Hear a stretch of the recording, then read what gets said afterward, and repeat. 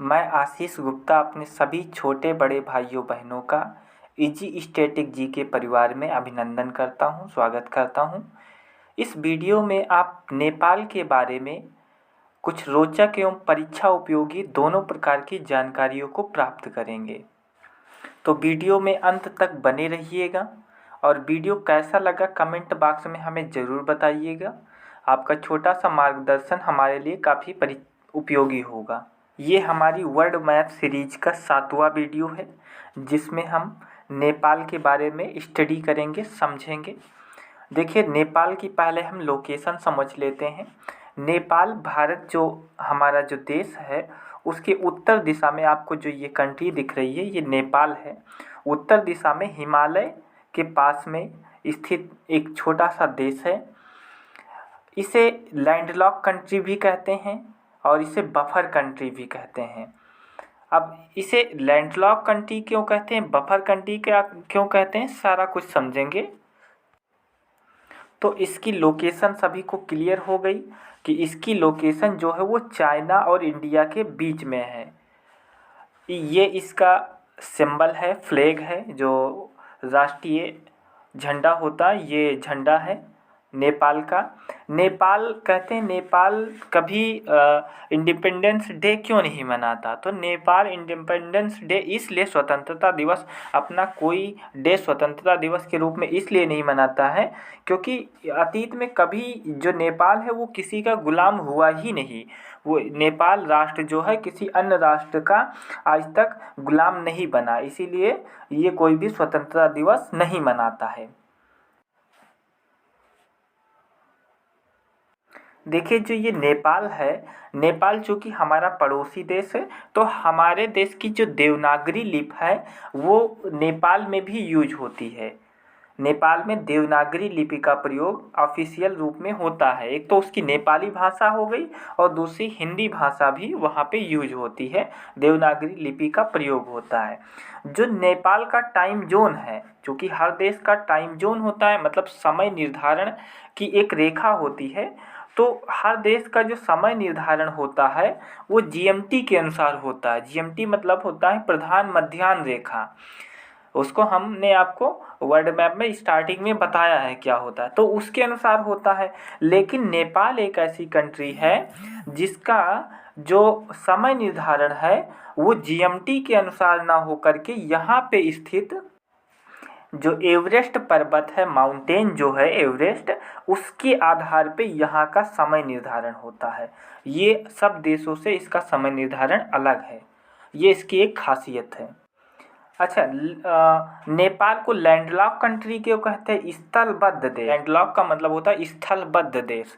तो चूँकि नेपाल के इधर चाइना है, इधर इंडिया है, तो और ये चारों तरफ से क्या है, ज़मीन से घिरा हुआ आपको दिख रहा है। तो ऐसा देश जो चारों तरफ से ज़मीन से घिरा हुआ होता है, ज़मीनी देशों से घिरा हुआ होता है, उसका कोई भी बॉर्डर समुद्र जल से नहीं लगता है, उसे हम लैंडलॉक कंट्री कहते हैं। नेपाल के जो वर्तमान प्रधानमंत्री हैं, वर्तमान प्राइम मिनिस्टर हैं, वो केपी शर्मा ओली जी हैं। एक इंटरेस्टिंग फैक्ट और आपको हम बताते हैं नेपाल के बारे में। इस स्लाइड में देखिए, थोड़ा सा क्लियर कर दें हम। देखिए, जो नेपाल का ये फ्लैग आपको दिख रहा है ये दुनिया का अद्वितीय फ्लैग है, यूनिक फ्लैग है। अब यूनिक झंडा क्यों है भैया, ज़्यादातर जो जितने भी देश हैं उनके जो झंडे मिलेंगे राष्ट्रीय ध्वज, या तो आपको ऐसे मिलेंगे या तो आपको ऐसे मिलेंगे। लेकिन ये एक ऐसी नेपाल एक ऐसी कंट्री है जिसका जो झंडा है वो दो त्रिकोणों से मिलकर बना हुआ है। एक ये त्रिकोण हो गया और एक ये त्रिकोण हो गया, आपको ये दिख रहा है ना। तो नेपाल का झंडा सभी देशों के झंडे से अलग है, इस दो त्रिकोणों से मिलकर बना हुआ है। आगे देखते हैं, और भी काफ़ी जानकारी है। एग्जाम के पॉइंट ऑफ व्यू से अगर देखा जाए तो एक क्वेश्चन आता है, नेपाल के साथ में जो भारत का एक विवाद डिस्प्यूटेड एरिया है जिसको कहते हैं ये काला पानी जो एरिया है, एक संधि हुई थी नेपाल के साथ में भारत की काफ़ी दिन पहले, जिसको कहते हैं सिगौली की संधि। अब ये संधि क्या थी, क्या डिस्प्यूटेड एरिया है, इसको समझते हैं।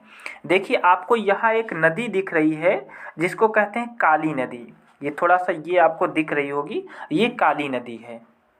तो विवाद क्या है इसको समझिए। देखिए नेपाल कहता है कि जो ये काली नदी है, इस काली नदी का जो उद्गम हुआ है, आप इस इमेज में देखिए, वहाँ पे नहीं, इसमें नेपाल कहता है कि इसका उद्गम लिम्पियाधुरा से हुआ, यहाँ से हुआ है।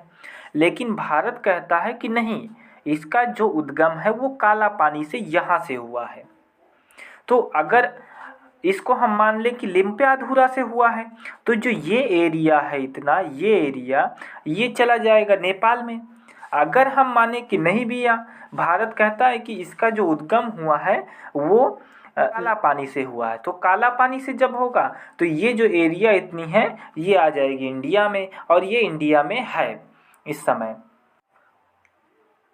तो मतलब ये है कि यहाँ पे विवाद ज़मीन को लेकर है, जो काली नदी है उसके उद्गम स्थान को लेकर है। नेपाल कहता है कि काली नदी का उद्गम यहाँ से हुआ था, और इंडिया कहता है कि काली नदी का उद्गम काला पानी से हुआ था। तो इसी दो चीज़ों को लेकर विवाद चलता है, और इसी विवाद का ये जो एरिया आपको दिख रहा है ये डिस्प्यूटेड एरिया है। तो ये है काला पानी और सिगौली की संधि। सिगौली की संधि में यही हुआ था कि काली नदी की उस पार का इस पार का एरिया नेपाल का, इस पार का एरिया इंडिया का।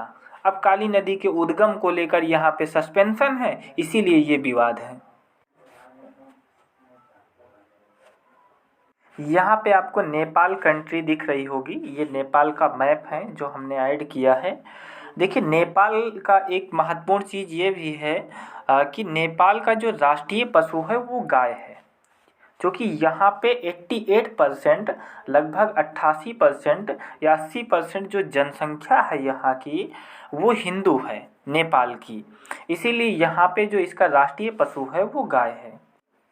नेपाल का जो मेन ऑक्यूपेशन है, जो मेन व्यवसाय है, वो यहाँ पे जड़ी बूटियों की खेती होती है। ये लोग जड़ी बूटियों को उत्पन्न करते हैं और उन्हें इंडिया और आस पड़ोस की अदर कंट्रियों में ला करके बेचते हैं।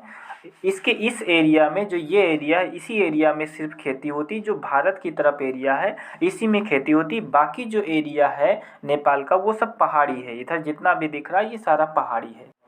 नेपाल की राजधानी ये यहाँ दिया गया, नेपाल की राजधानी काठमांडू है, आपको इमेज में दिख रहा होगा। यहाँ पे भगवान शिव का एक प्रसिद्ध मंदिर भी है हिंदुओं के लिए, जो कि हिंदू ज़्यादा है। तो यहाँ पे एक प्रसिद्ध मंदिर है जिसको कहते हैं पशुपतिनाथ का मंदिर, ये काठमांडू में ही पड़ता है।